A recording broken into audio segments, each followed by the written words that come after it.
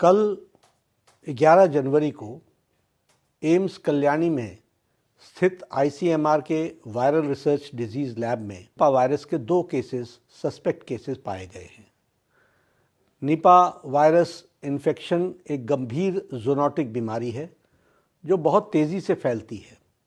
इसलिए इसकी रोकथाम के लिए तुरंत कोऑर्डिनेटेड कार्रवाई शुरू कर दी गई। कल रात इन केसेस की सूचना मिलते ही हमारे भारत सरकार के स्वास्थ्य सचिव ने वेस्ट बंगाल के मुख्य सचिव और प्रिंसिपल सेक्रेटरी हेल्थ के साथ स्थिति के बारे में चर्चा की। वेस्ट बंगाल को सहायता देने के लिए और आउटब्रेक को रोकने के लिए तुरंत ही national joint outbreak response team हमने स्थापित की और जिसके निम्न संस्थाओं के एक्सपर्ट्स को भी हमने जोड़ा है।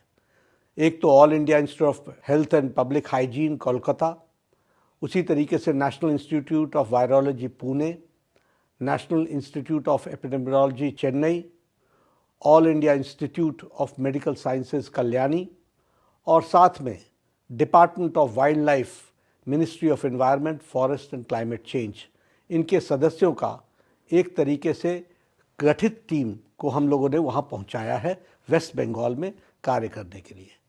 Nipah virus disease communicable disease alert के जो हमारे नॉर्म्स हैं उसको भी केंद्र सरकार गाइडलाइंस को राज्य के इंटीग्रेटेड डिजीज़ सर्विलेंस यूनिट के साथ साझा कर दिया गया है। National centre for disease control और public health emergency operation centre को भी एक्टिवेट कर दिया गया है।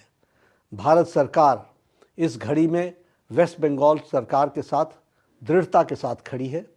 भारत सरकार पूरी तरीके से टेक्निकल, लॉजिस्टिकल और ऑपरेशनल सपोर्ट दे रही है।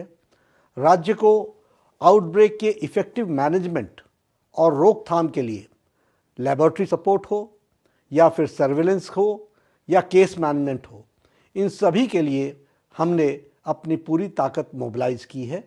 और आज ही मैंने मुख्यमंत्री वेस्ट बंगाल के ममता बनर्जी की से बातचीत की है और उनको हमने कहा है कि आप निर्देशित करें अपने एक्सपर्ट टीम को कि वो एक्टिवली भारत सरकार के टीम के साथ मिलकर इसके रोकथाम में पूरी ताकत लगाएं।